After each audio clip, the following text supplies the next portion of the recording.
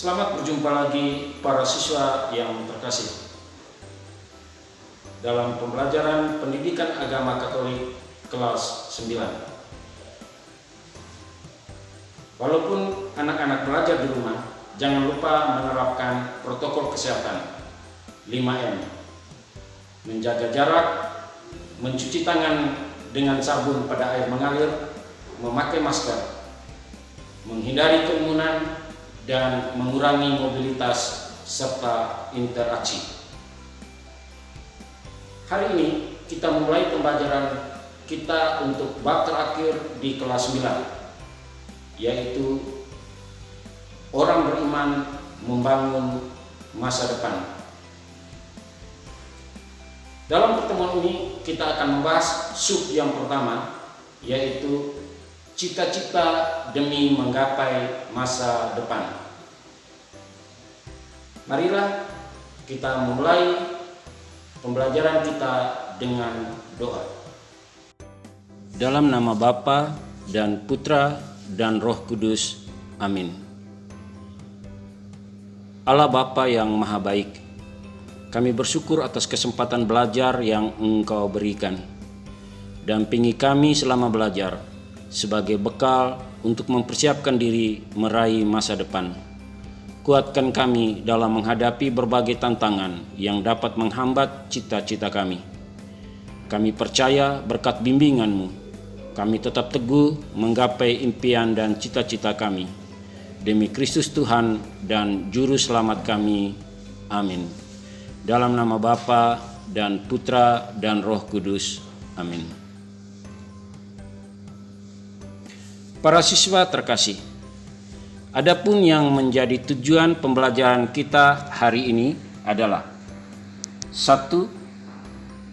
Menjelaskan pentingnya memiliki cita-cita.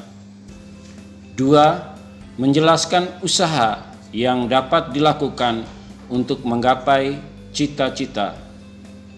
3. Menjelaskan pandangan kitab suci tentang pentingnya merencanakan masa depan. Dan yang keempat, membuat refleksi secara tertulis dalam usaha meraih cita-cita. Sebelum melanjutkan pelajaran kita, silakan absen terlebih dahulu dengan memposting foto sementara belajar. Mari. Halo teman kece, perkenalkan nama kakak Kak Eka. Sejak kecil kakak ingin sekali menjadi guru agar bisa membantu anak-anak Indonesia mendapatkan pendidikan yang layak. Sayangnya untuk mencapai cita-cita itu perjuangannya tidak mudah. Jangankan jadi guru, saat itu kakak tidak bisa melanjutkan ke jenjang SMA karena masalah ekonomi keluarga. Jadi kakak berangkat sendiri ke Jakarta untuk bekerja agar bisa melanjutkan sekolah. Syukurlah, pada akhirnya kakak bisa melanjutkan sekolah hingga menyelesaikan kuliah jurusan pendidikan sebagai lulusan terbaik dengan hasil gaji keringat sendiri, uang beasiswa, dan juga bantuan dermawan. Nah, inilah cerita singkat perjuangan kakak dalam mencapai cita-cita. Bukan untuk sombong ya, tapi motivasi. Kalau kakak bisa, kalian juga pasti bisa. Nah, di video ini kakak ingin berbagi saran supaya kamu sendiri bisa mencapai cita-citamu. Pasti teman kece pernah ditanyai, apa sih cita-citamu? Mungkin ada yang langsung bisa jawab, biasanya karena memang menonjol di bidang tertentu. Misalnya mau jadi penyanyi karena jago nyanyi, atau mau jadi pesepak bola karena jagonya main bola. Tapi mungkin banyak yang sebenarnya tidak tahu, karena tidak tahu seringnya suka berubah-ubah pikiran. Lihat dokter yang membantu masyarakat, kita ingin jadi dokter. Lihat polisi yang gagah berani, kita ingin jadi polisi. Terus lihat YouTuber terkenal, kita ingin jadi YouTuber. Hehe. Tapi tak mengapa, ganti-ganti pikiran wajar saja, karena usiamu masih muda, masih ada waktu untuk belajar mengenali diri sendiri. Misalnya, kakak tahu kalau kakak merasa puas dan senang kalau bisa membantu orang lain mengerti sesuatu. Jadi, kakak tahu kalau cita-cita kakak adalah jadi guru yang mengajar di kelas dan membantu murid-muridnya mengerti ilmu pelajaran. Yang terpenting adalah terus berusaha mencari tahu apa kelebihan dan kekurangan kita sendiri. Ibarat tumbuhan, kelebihan diri akan menjadi akar bagi kita untuk berjuang dalam meraih cita-cita. Supaya bisa tahu cita-cita kita juga bisa lihat kegiatan apa yang paling kita sukai. Mungkin ada yang suka memasak, menggambar, mengutak-atik alat-alat, dan masih banyak kegiatan lainnya. Coba deh tekuni dan pupuk kegiatan tersebut. Mungkin akan menjadi pekerjaan atau cita-cita kita nantinya. Kalau yang suka masak, bisa jadi koki. Kalau yang suka menggambar, bisa jadi desainer. Yang suka ngutak-ngutik peralatan, bisa jadi mekanik. Seru kan? Tapi ingat, untuk mencapai cita-cita tidak semudah membalikkan tangan. Kita harus usaha, belajar, dan pastinya siap menghadapi tantangan yang muncul. Kira-kira apa saja tantangan yang mungkin kita hadapi? Bisa jadi keterbatasan biaya untuk sekolah, cita-cita kita tidak disetujui oleh orang tua, atau masih banyak lainnya. Tapi, jangan menyerah. Seperti pengalaman kakak sendiri, kakak terpaksa harus meneruskan belajar sembari bekerja. Kakak tidak mengeluh, tapi terus berusaha yang terbaik untuk melaksanakan semuanya, baik belajar maupun bekerja. Alhasil kakak tidak jadi putus sekolah, tapi malah bisa lulus kuliah dengan prestasi yang memuaskan. Jadi selama kita memiliki keteguhan dan memahami kelebihan dan kekurangan diri kita, pasti bisa mengatasi tantangan tersebut. Yang pertama, jaga kesehatan. Untuk mengatasi tantangan, yang utama kita harus menjaga kesehatan. Kalau sehat, kita bisa melakukan berbagai kegiatan dan lebih bersemangat untuk meraih cita-cita. Yang kedua, cari informasi. Jika tantangannya karena keterbatasan ekonomi, teman kece bisa mencari informasi kepada siapa saja yang kiranya bisa membantu teman kece. Misalnya, mencari beasiswa untuk sekolah atau ikut pelatihan. Ketiga, minta dukungan. Nah, kalau cita-cita nggak disetujui orang tua, coba dengarkan dulu ya apa harapan orang tua. Sampaikan juga dengan santun kenapa kita ingin mencapai cita-cita kita. Lalu diskusikan untuk mendapatkan jalan terbaiknya. Karena dukungan orang tua dan orang-orang di lingkungan kita akan memberikan semangat dalam mencapai tujuan. Jika kita sudah berusaha, jangan lupa untuk berdoa agar apa yang kita cita-citakan dimudahkan oleh Tuhan.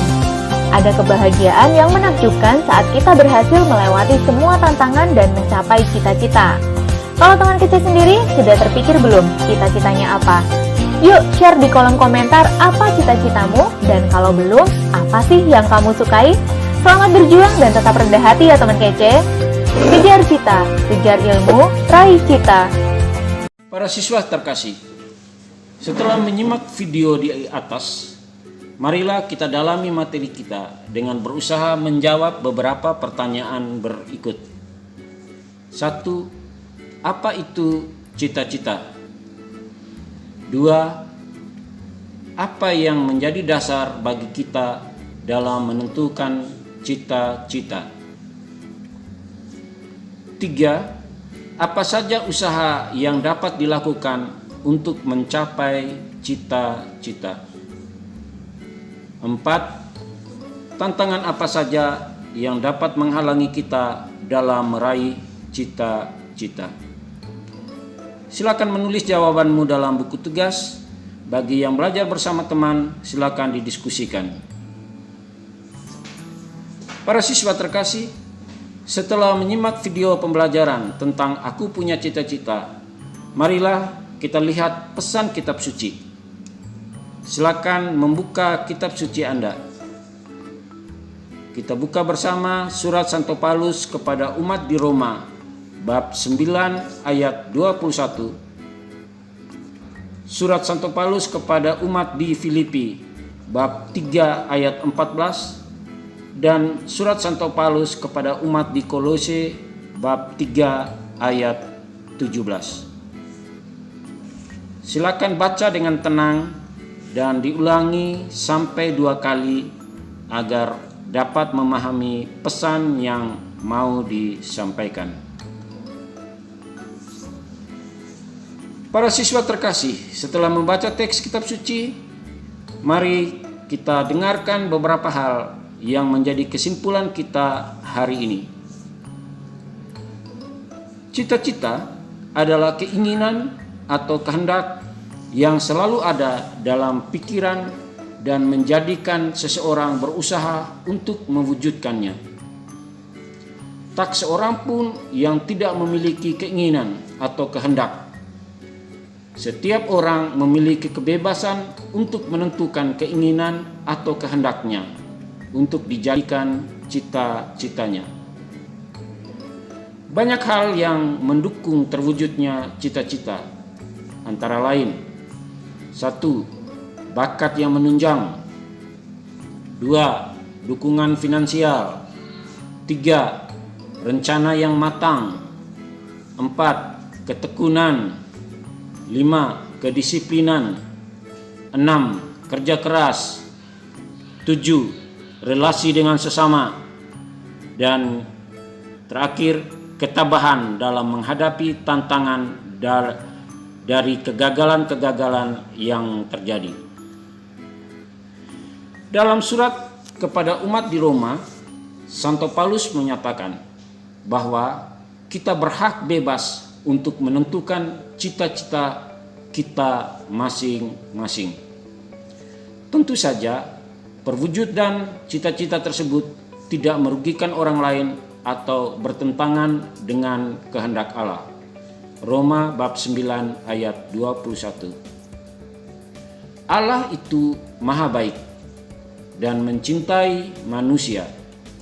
Maka hendaknya mengusahakan dan memilih cita-cita sesuai dengan kehendak Allah, yaitu yang bermanfaat bagi kita dan sesama kita. Cita-cita semua umat beriman adalah memperoleh keselamatan kekal, yakni keselamatan dalam Kristus yang diperoleh dengan cara mengabdi pada sesama dan Tuhan. Bandingkan Filipi bab 3 ayat 14. Marilah kita menutup pertemuan kita hari ini dengan doa. Silakan mengambil sikap berdoa. Dalam nama Bapa dan Putra dan Roh Kudus. Amin. Tuhan, kami bersyukur atas bimbingan-Mu dalam pembelajaran hari ini.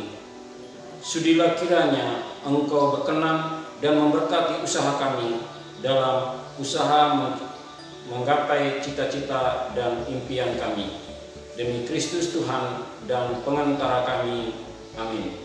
Dalam nama Bapa dan Putra dan Roh Kudus. Amin.